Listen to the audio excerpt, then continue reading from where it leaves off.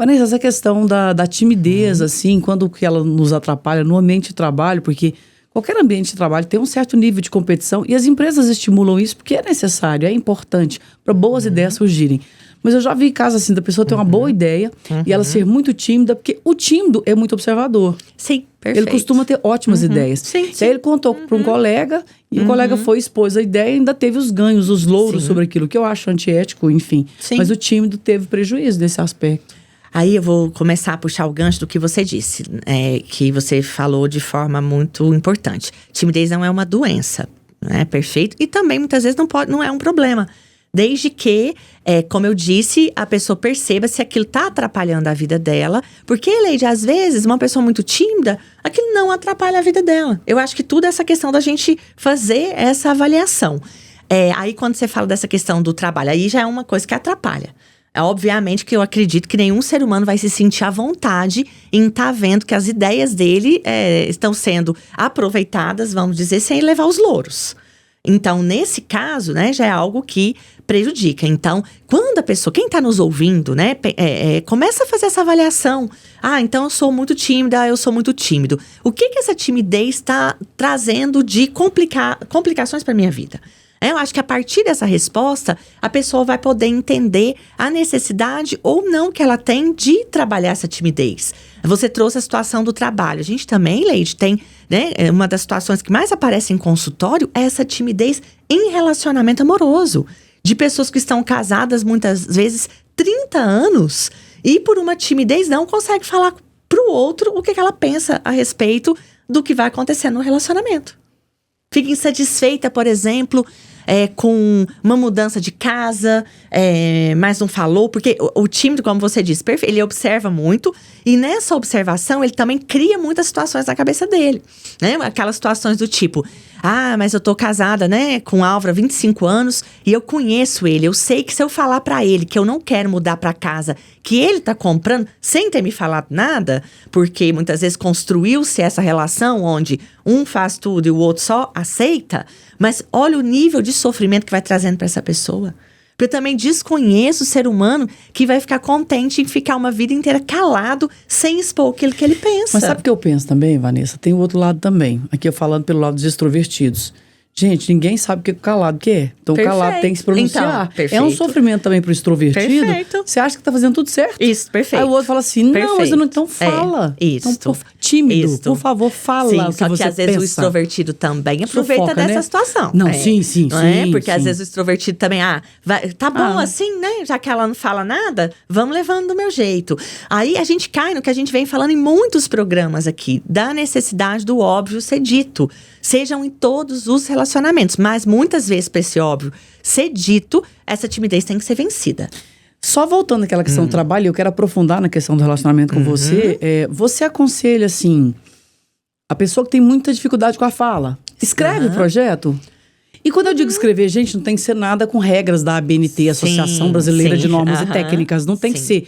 Por exemplo, escreva, querido chefe, não, querida é exagero. Prezado. Chefe, prezado. Vou brincar aqui, pra você não viar o ambiente. Tal departamento, vejo essa falha em tal departamento. Quem sabe se você fizesse isso. Você acha que é um conselho bom pro tímido? Perfeito, isso? Porque a gente só melhora também algo que nos incomoda se expondo a situações. E essa situação, ela pode ser exposta de forma gradual. Por exemplo, perfeita a sua colocação. A pessoa tem muita dificuldade de se colocar, então, pro chefe em reuniões. O que ele pode fazer? Começa isso de forma gradual. Manda um e-mail, vai expondo suas ideias. Muitas vezes ele não consegue falar em grupo, mas ele pode falar só com o chefe. Então, uma cozinheira, por exemplo. Lá vem a Leide pedindo pra eu escrever. Eu sei que muita gente não gosta de escrever e eu respeito também. Sim. Então, chama a pessoa lá no ambiente e conversa com ela. Isso. E uma pergunta que eu faço muito pra mim e pras pessoas. O que você entendeu do que eu falei? Perfeito. Eu gosto muito de perguntar isso. O que você entendeu? Isso não é chamar a pessoa de burra ou se colocar como burro ou outra coisa, outra palavra desagregadora.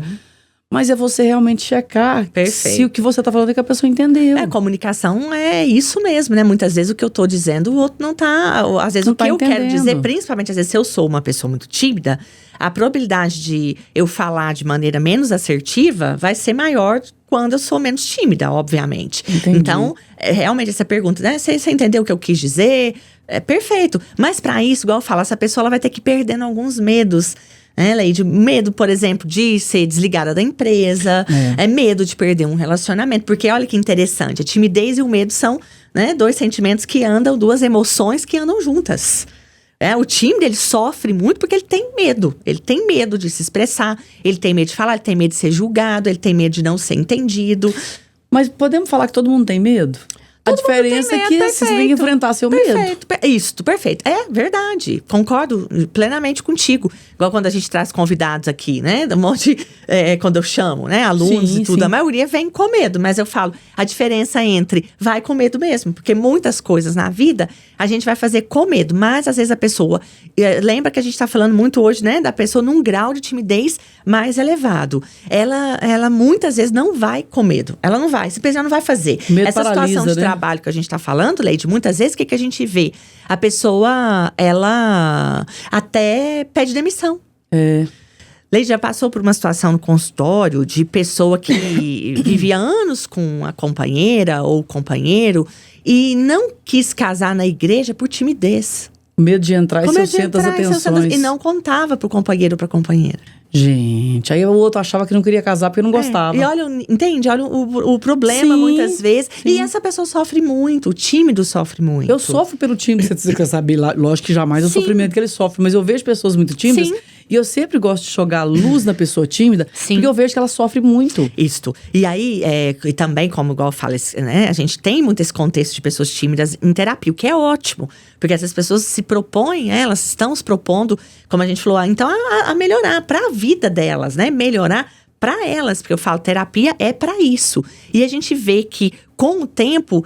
Ou seja, então, a timidez é uma emoção, é um sentimento que se você aprender a conhecê-la, como ela te atrapalha, como ela muitas vezes te traz prejuízos, num processo terapêutico a pessoa é capaz de ir mudando e melhorando esse comportamento.